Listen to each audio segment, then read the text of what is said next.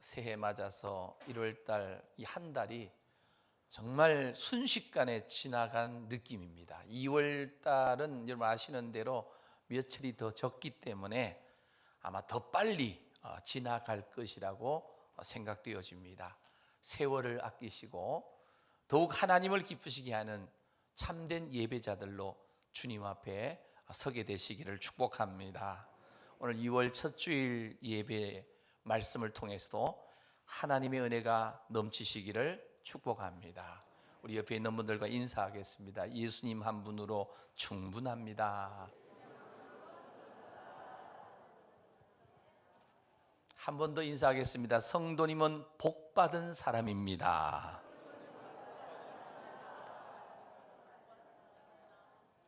이런 축복받으면 내가 무슨 복 받았지? 아마 이유가 궁금하신 분들이 계실 거라고 생각해야 돼요. 우리 성도님들이 왜 복받은 사람일까? 여러분 2010년도 8월 5일 날 이 남아메리카의 칠레라고 하는 나라의 북부에 있는 이 산호세라는 그 광산이 붕괴되었습니다. 광산이 붕괴돼 가지고 33명의 광부가 700m 이 그 땅 속에 이 갱도 속에 갇혔습니다. 17일 동안 아무 희망 없이 그들은 땅 속에서 지냈습니다. 그런데 바깥에 있던 이제 나라에서 작은 드릴로 구멍을 뚫기 시작합니다. 17일이 지났을 때 8월 22일 날 드디어 이 33명이 있는 그곳까지 이 드릴로 가느다란 구멍을 내가지고 8월 22일 날 33명 모두가 살아있고 현재 생존하고 괜찮다면서 쪽지를 써서 그 구멍으로 매달아 보내옵니다. 그리고 나서 9월 18일입니다. 12cm 캡슐로 조금 더 넓게 이제 구멍을 뚫는 거죠. 껌과 그리고 이제 이 최소한의 양식을 보내주는 겁니다. 그리고 나서 마침내 69일 만에 70일이 하루 모자란 69일 만에 10월 12일 지름 66cm 그때 이 피닉스라고 하는 이름 가진 이 피닉스가 불사조라는 그런 의미가 있어요. 캡슐을 내려보내 가지고 33명의 그 갱도 속에 갇혀 있던 광부들을 구조해 가지고 온 지구촌을 열광케 했던 그런 엄청난 사건이 있었습니다. 한 명 한 명 올라올 때마다 그 한 생명 한 생명이 얼마나 귀했는지, 누군가의 아버지고 누군가의 가족이고 세계가 열광하면서 기뻐했던 일이 2010년도 지금부터 약 22년, 23년 전에 있었던 일입니다. 700m 아래에 갇혀있는 33명의 이 광부들은 자신들의 힘으로는 결코 살아서 바깥으로 나올 수가 없었습니다. 그들의 사는 길은 오직 누군가 외부에서 구조를 해줘야만 했습니다. 그들이 사는 길은 오직 지름 66cm의 일명 이 피닉스라고 불사조라고 하는 이름을 가진 캡슐을 타고 한 명만 겨우 들어가는 그 캡슐을 타고 나오는 것뿐이에요. 그냥 두었다면 죽을 수밖에 없었겠지만 극적으로 구출받아 살아난 것입니다. 사랑하는 성도 여러분, 그런데 사실 이 극적인 이 구원의 이야기가 22년, 23년 전에 있었던 다른 사람의 이야기가 아니라 어쩌면 오늘 우리 성도님들 한 분 한 분, 우리 모두의 이야기, 바로 나의 이야기라는 거예요. 오늘 우리 성도님들 역시 그냥 버려두었다면 죄와 허물로 영원히 지옥 형벌을 면치 못한 우리들이었는지, 오직 하나님의 전적인 은혜로 구원받게 된 줄로 믿습니다.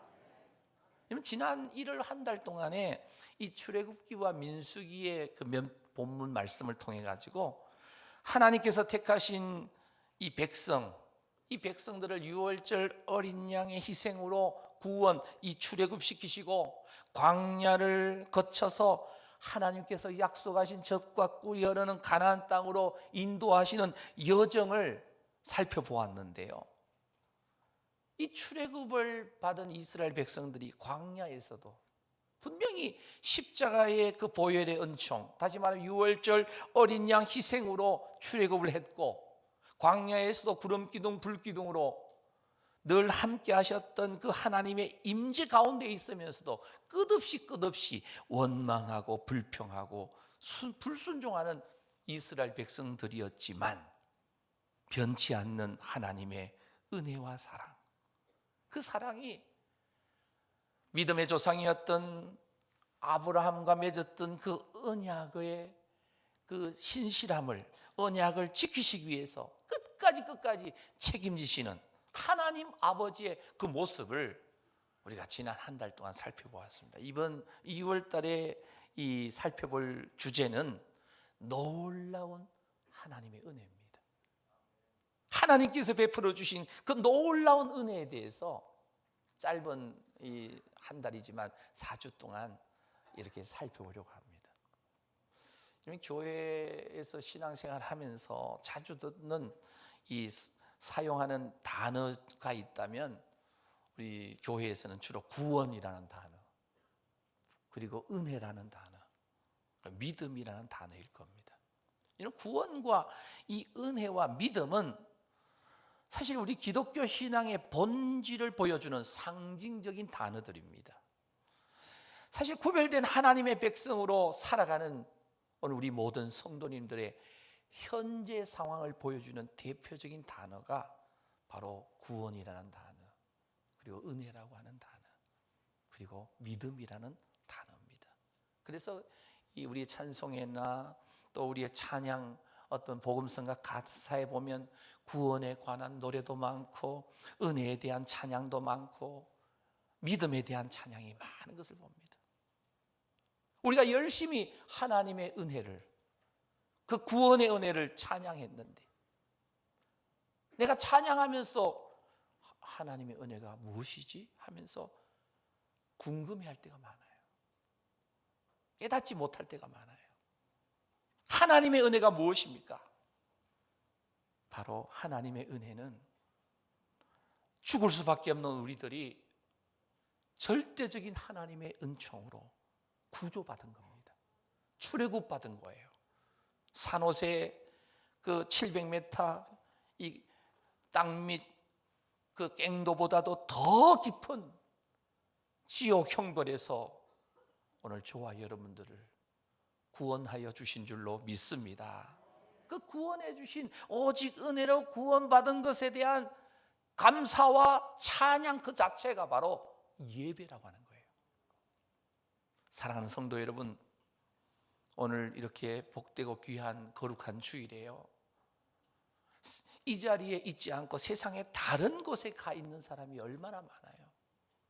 예배 자리에 있지 않냐는 이 세상에 많은 사람들이 있는데, 오늘 거룩한 주일날 세상의 다른 곳에 가지 않고 예배 자리에 있다는 이 자체가 바로 이 자리에 계신 모든 성도님들은 은혜 받은 사람인 줄로 믿습니다. 진정으로 우리가 구원받은 복받은 사람이라는 사실을 믿으시기를 바랍니다. 그래서 이사야 43장 7절에 보면 내 이름으로 불려지는 모든 자 곧 내가 내 영광을 위하여 창조한 자를 오게 하라. 그를 내가 지었고 그를 내가 만들었느니라.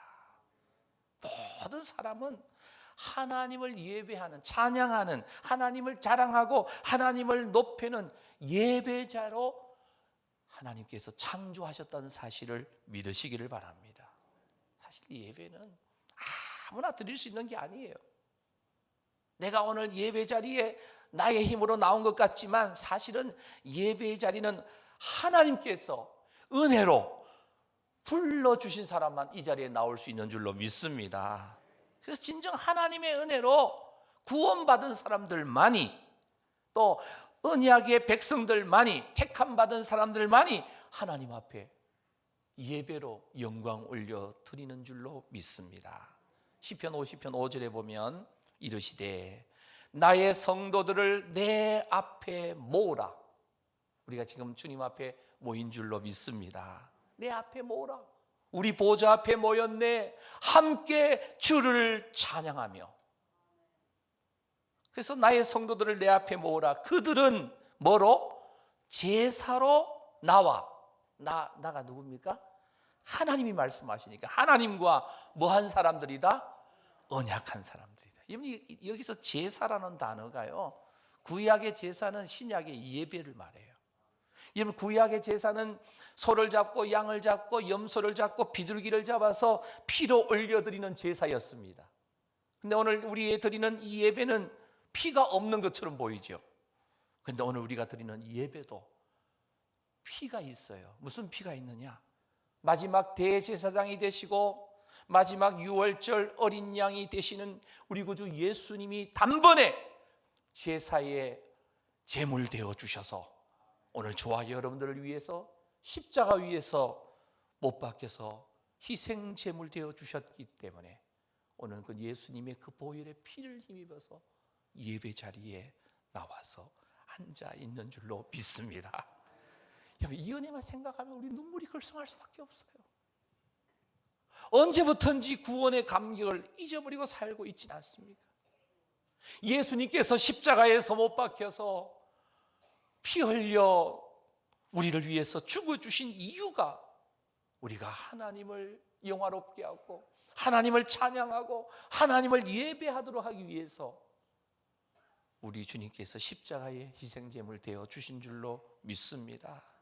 그래서 우리는 하나님께 영광 돌리고 하나님을 기뻐하고 하나님 아버지를 즐거워하고 하나님을 기쁘시게 하면서 우리 자신도 하나님 앞에서 우리 성가대 찬양처럼 기뻐하며 즐거워하면서 살아가야 될 줄로 믿습니다. 그래서 오늘 예배소서 이 우리 말씀에서 우리가 받은 구원의 은혜를 이 본문 말씀에서 명확하게 우리에게 말씀합니다. 오늘 본문 이 8절 말씀, 오늘 이 본문 전체의 핵심 요절 말씀입니다. 우리 함께 본문 8절 말씀 읽겠습니다. 시작. 너희는 그 은혜에 의하여 믿음으로 말미암아 구원을 받았으니 이것은 너희에게서 난 것이 아니요 하나님의 선물이라. 아멘.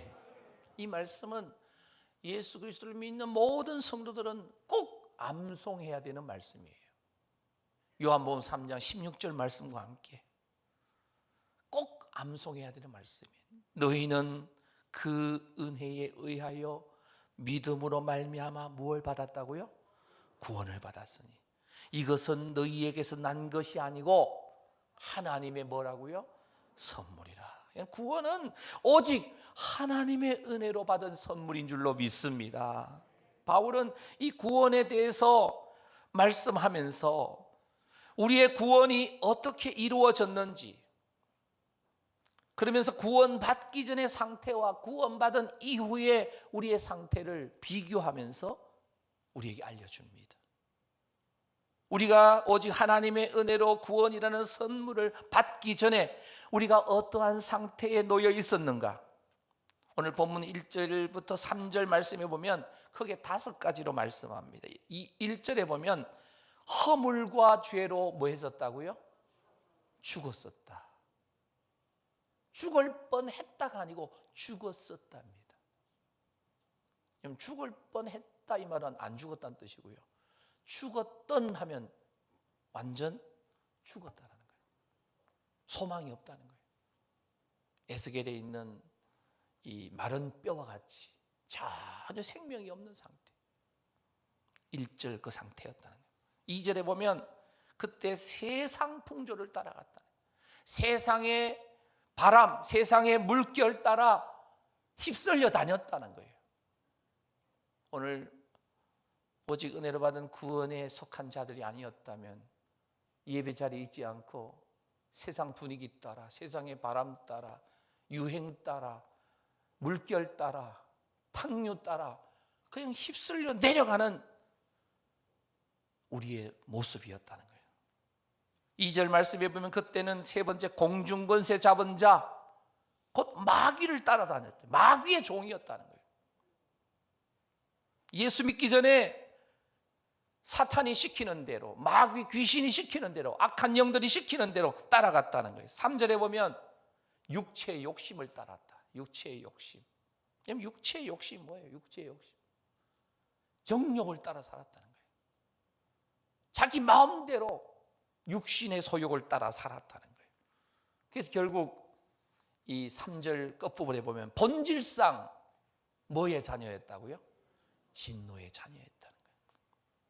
여러분, 이 5가지 상태는 그냥 내용만 읽어도 마음이 좀 이상하잖아요.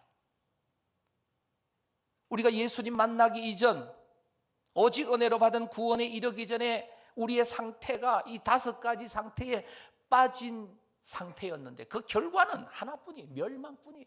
죽음뿐이에요. 영원한 죽음뿐이었습니다. 그런데 이런 우리들에게 오직 은혜의 선물로 구원을 주시려고 하나님이신 예수님이 찾아오셨다는 거예요. 할렐루야. 우리를 찾아오신 하나님이신 예수님은 우리가 달려야 할 진노의 십자가에 우리 주님이 대신 달리셨다는 거예요.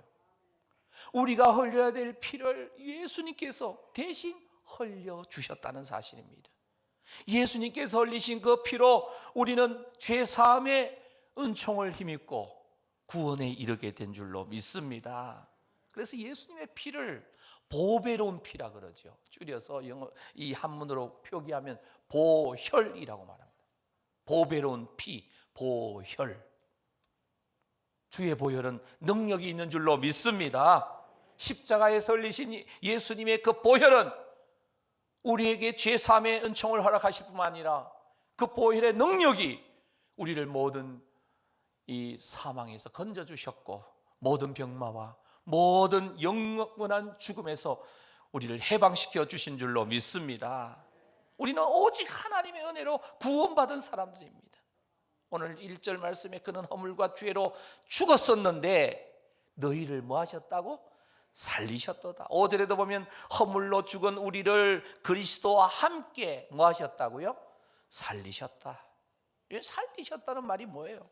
영적으로 죽어있던 우리를, 하나님과 관계가 완전히 단절되어져서 끊어져 있던 우리를 다시 하나님과 생명의 근원이 되시고 영원한 생수가 되시는 하나님과 이어지게 하셨다는 뜻입니다. 허물과 죄로 죽었던 우리를 다시 살리신 것이 바로 구원입니다. 영적으로 죽었던 우리에게 영적 생명을 주신 겁니다. 새 생명을 주신 사건이 바로 그리스도 십자가의 그 구원의 사건이에요. 그래서 오늘 저와 여러분들이 이 새 생명을 얻었다는 거예요. 새 생명 얻었다 이 말은 구원받았다. 다른 말로 중생했다. 거듭났다. 본 어게인했다. 요한복음 3장 3절에 보면 예수님이 말씀하십니다. 진실로 진실로 내게 이르노니 사람이 뭐하지 아니하면 거듭난다는 말이 뭐예요? 중생하지 아니하면, 다시 태어나지 아니하면, 새 생명 얻지 아니하면 하나님의 나라를 뭐하지 못한다? 이 하나님 나라를 볼 수 없단 말은 하나님의 그 나라를 경험할 수가 없다. 요한복음 3장 5절에 보면 예수께서 대답하시되 진실로 진실로 내게 이르노니 사람이 물과 성령으로 뭐하지 않으면, 나지 아니하면 하나님의 나라에 뭐 할 수 없다? 들어갈 수가 없다. 오늘 이 자리에 오신 우리 성도님들, 예수 그리스도를 믿어 하나님 아버지 아들과 딸들 드리고 오직 은혜로 받은 구원에 이른 줄로 믿습니다.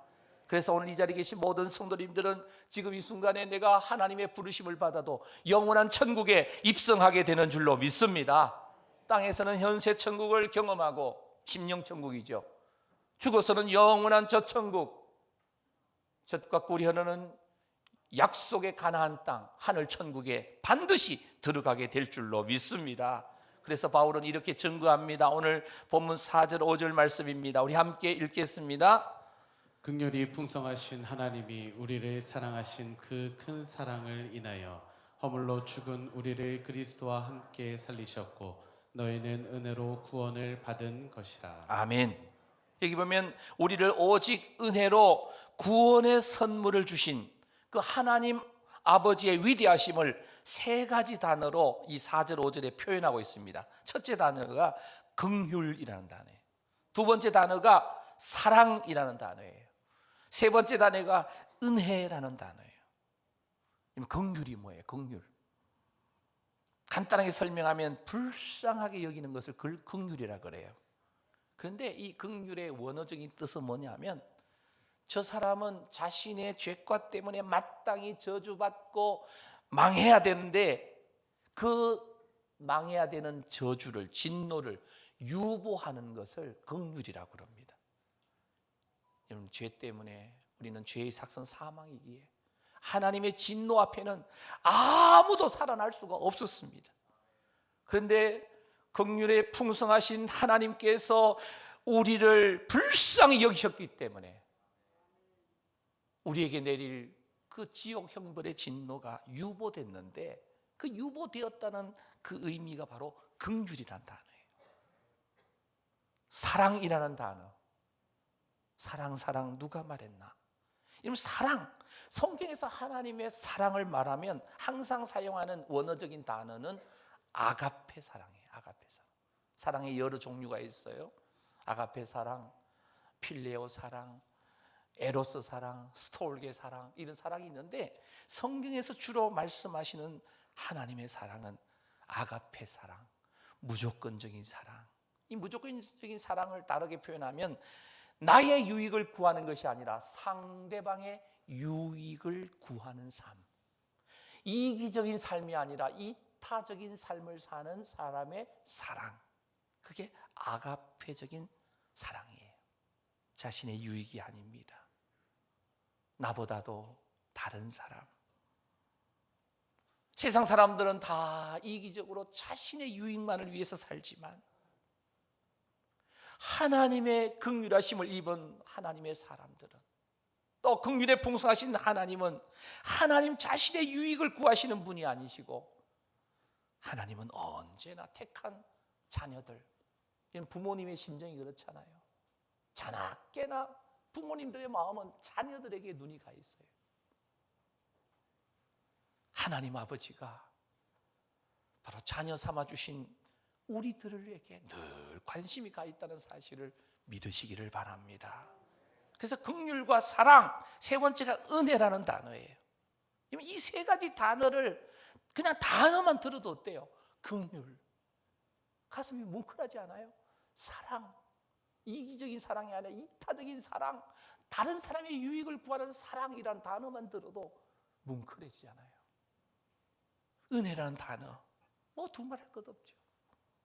이 세 단어를 조합해서 어떠한 문장을 만들어도 우리에게 격려가 되고 힘이 되고 가슴이 뭉클해져요. 긍휼에 풍성하신 하나님의 사랑이 예수님을 통해 허물과 죄로 죽은 우리를 살리셨습니다.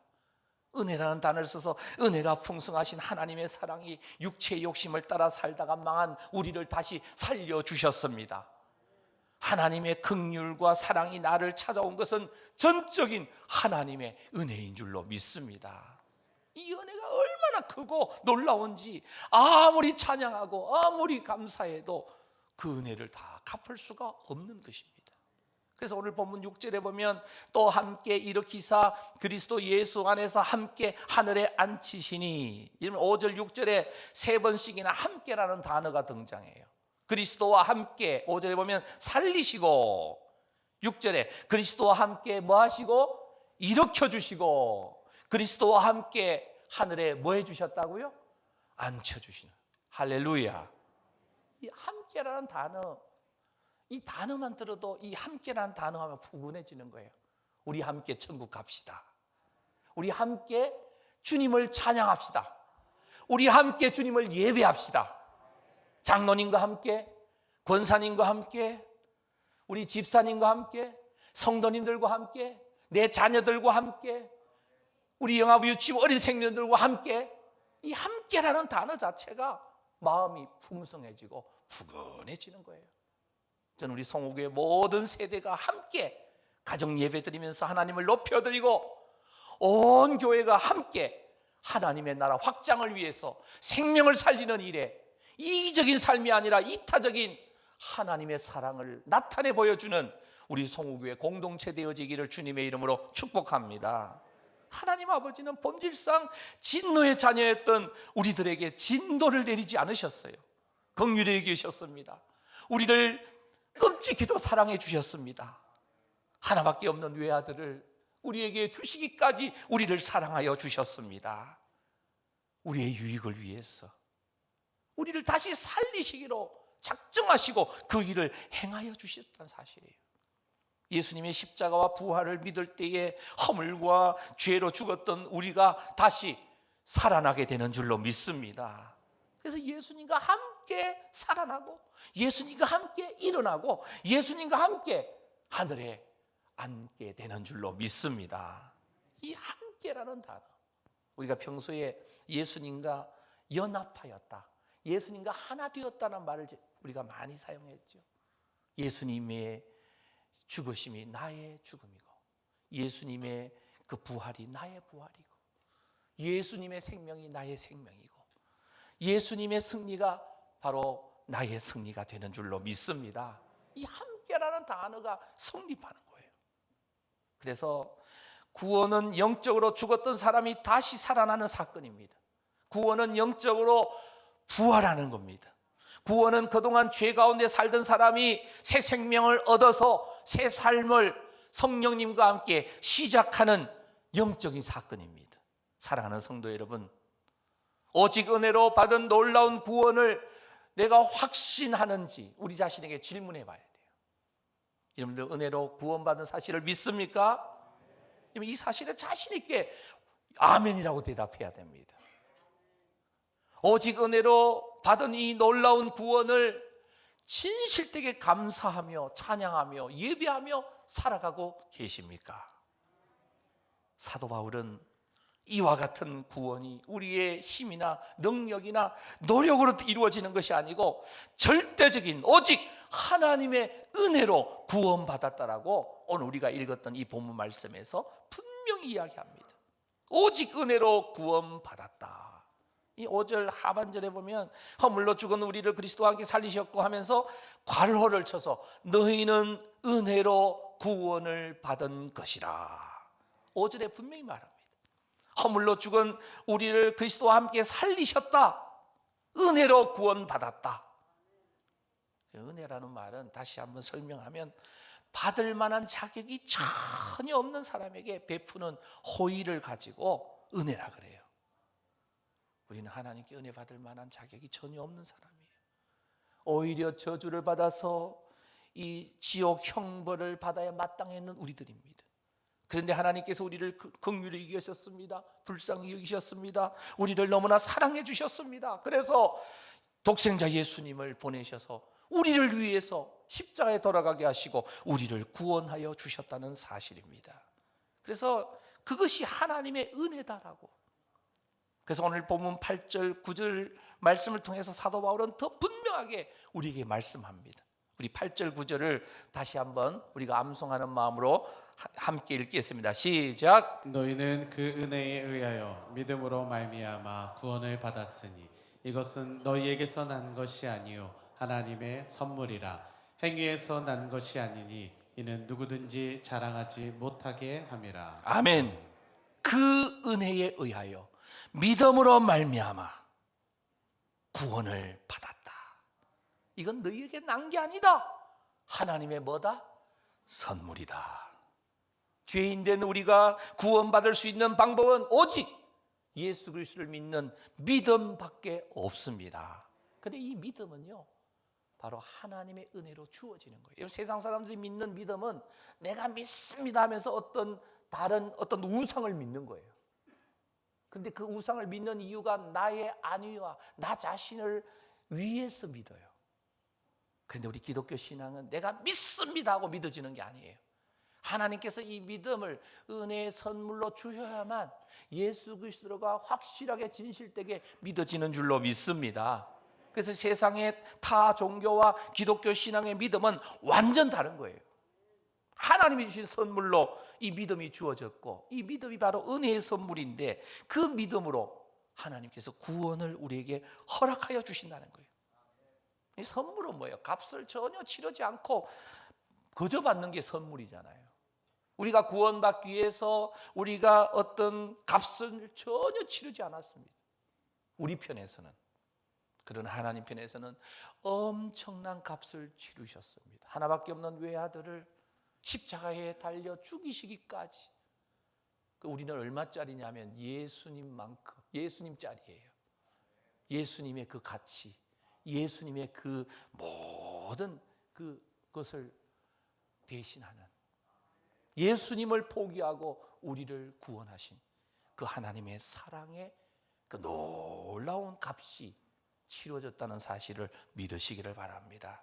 그래서 9절에 보면 행위에서 난 것이 아니다. 우리의 구원은 행위에서 난 게 아니고 철저하게 하나님의 은혜로 되었다는 거예요. 인간의 의는 뭐 자신의 의를 자랑하고 나는 뭘 하고 구제를 하고 뭘 한다면서 떵떵거리지만, 인간의 의는 더러운 옷과 같다고 이사야 64장 6절에서 말합니다. 우리의 의는 다 더러운 옷 같으며 우리는 다 잎사귀같이 시들므로 우리의 죄악이 바람같이 우리를 몰아가나이다. 사랑하는 성도 여러분, 오늘 저와 여러분들은 오직 은혜로 구원받는 사람들인 줄로 믿습니다. 그렇기 때문에 구원받았다고 자랑할 수가 없어요. 구원받은 것이 전적으로 하나님의 은혜이기 때문에, 내가 다른 사람들보다 더 잘났거나 훌륭하거나 무엇을 잘해서 구원받은 게 아니라는 거예요. 우리가 하나님의 자녀가 되고 성도 된 것은 전적으로 하나님의 은혜인 줄로 믿습니다. 오직 하나님의 은혜로 구원받은 우리들이라면, 하나님의 은혜로 구원받은 것을 항상 감사하며 살아가시는 우리 모두가 되시기를 축복합니다.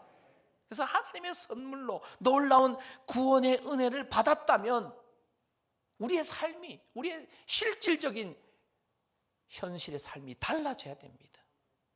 오직 은혜로 구원받았다면 우리를 십자가의 그 사랑으로 구원해 주신 목적이 도대체 뭡니까? 오직 은혜로 구원받은 우리는 이 땅에서 어떻게 살아야 됩니까?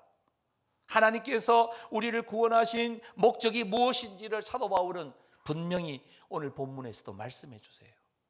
먼저 7절 말씀 읽겠습니다. 7절입니다. 시작. 이는 그리스도 예수 안에서 우리에게 자비하심으로써 그 은혜의 지극히 풍성함을 오는 여러 세대에 나타내려 함이라. 그 은혜의 지극히 풍성함을 오는 여러 세대에, 오는 여러 세대입니다. 오늘이라고 나왔는데 오는입니다. 여러 세대에, 모든 세대에 나타내려 함이라.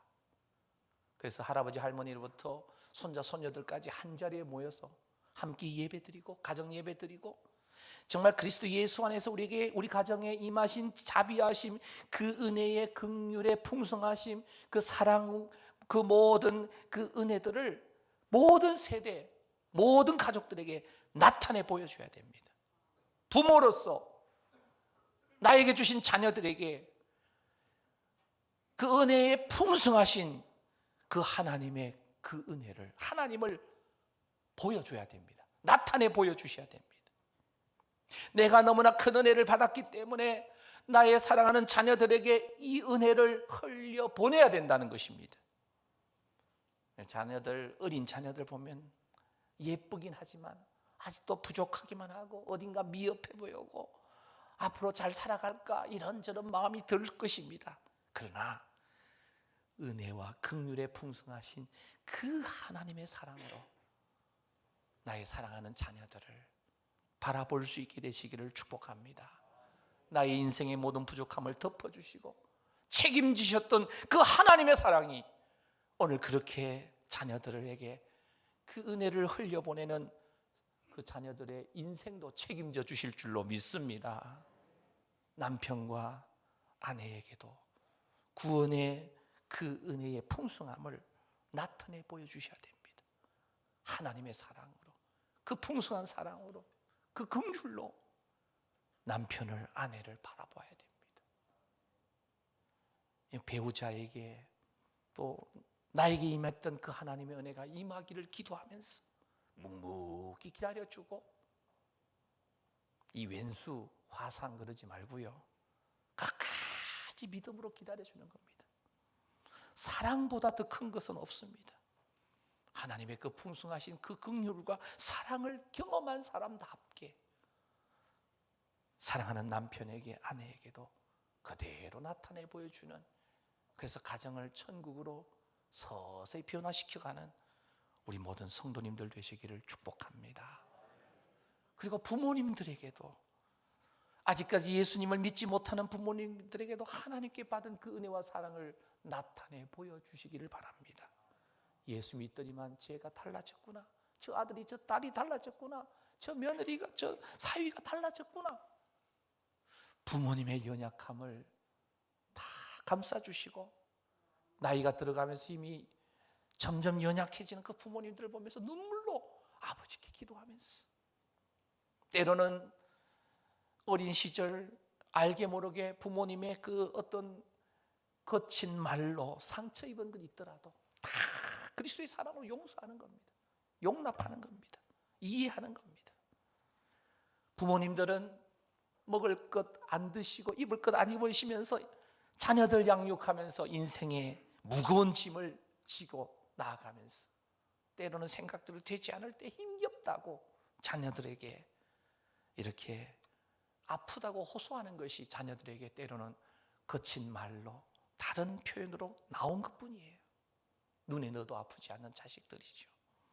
하나님의 크신 은혜를 받은 자녀된 우리들이 연약한 부모님들에게 하나님의 그 은혜와 사랑을 나타내 보여줄 수 있게 되기를 간절히 소망합니다.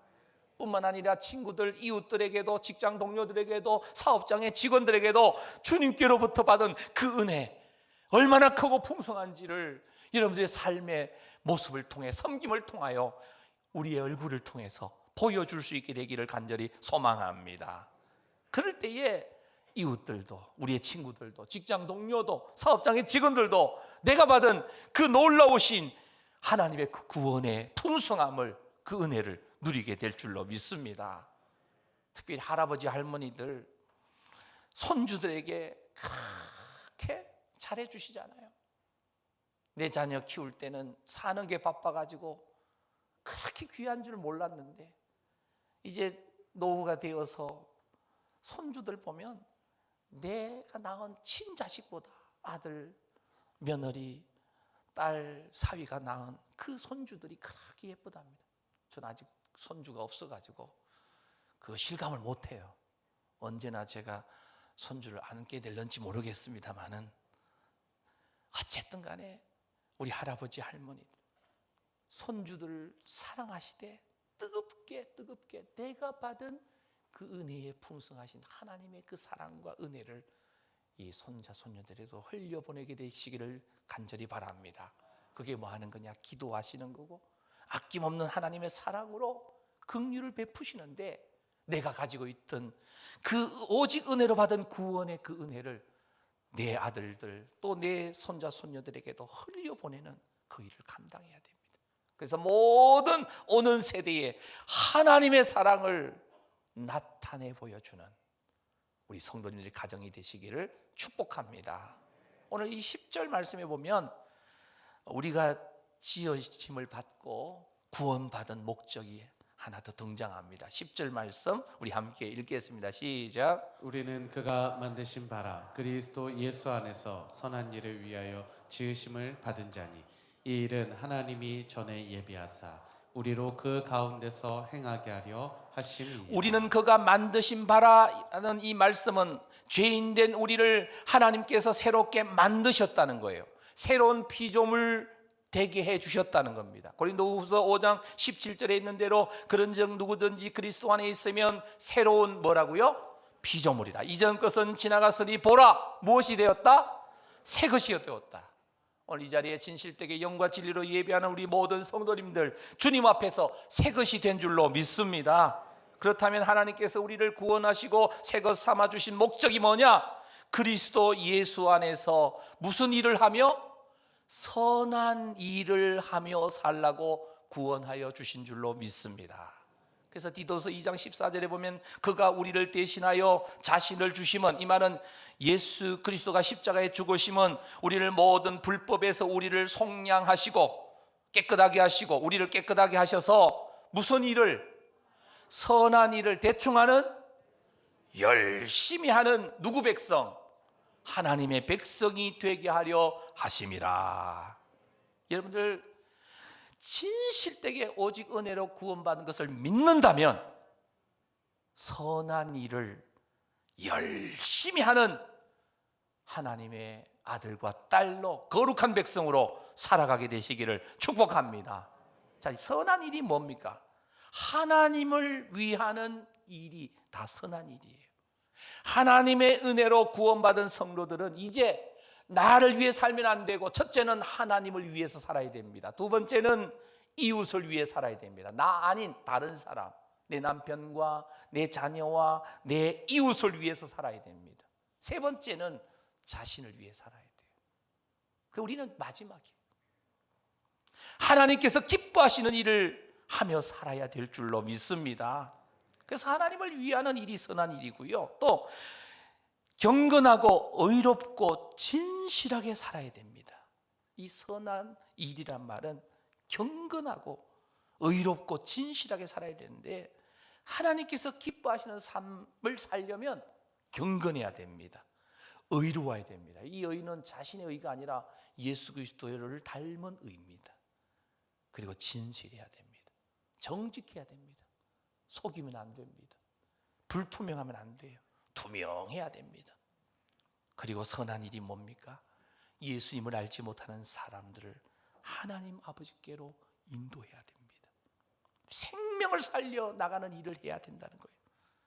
하나님께서 허물과 죄로 죽었던 나를 살려주신 것처럼 나도, 우리도 선한 일을 하는데 하나님을 알지 못하는 죽어있는 영혼들을 하나님께로 인도해서 그 생명을 살려내는 일을 하는 것이 선한 일입니다.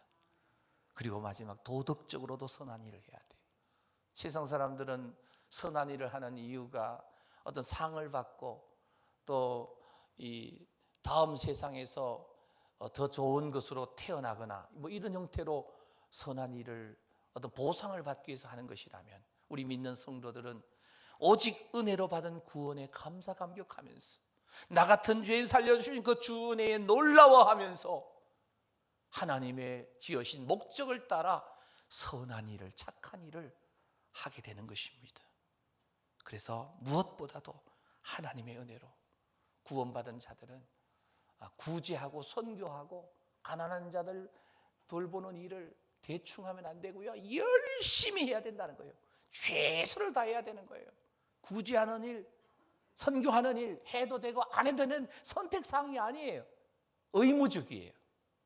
언젠가 제가 이 부분에 대해서 좀 더 집중해서 설명할 날이 있을 것입니다. 선한 일을 하면 할수록 우리의 영혼이 더 자라나게 되고 하나님을 더욱 기쁘시게 해드릴 수 있는 줄로 믿습니다. 고린도후서 4장 5절에 있는 대로 우리는 우리를 전파하는 것이 아니라 오직 그리스도 예수의 주님 되신 것과 예수를 위하여 우리가 너희의 종된 것을 전파함이라. 이 말 자체가 뭐예요? 예수님을 전하겠다는 거예요.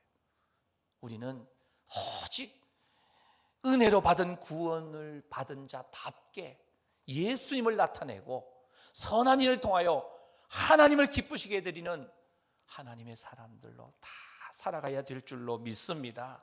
사랑하는 성도 여러분, 하나님의 사랑을 받은 사람들은, 오직 은혜로 받은 구원에 이른 사람들은 삶 속에서 하나님의 사랑을 노래하지 않고는 살아갈 수가 없어요. 찬양하지 않고 살아갈 수가 없습니다.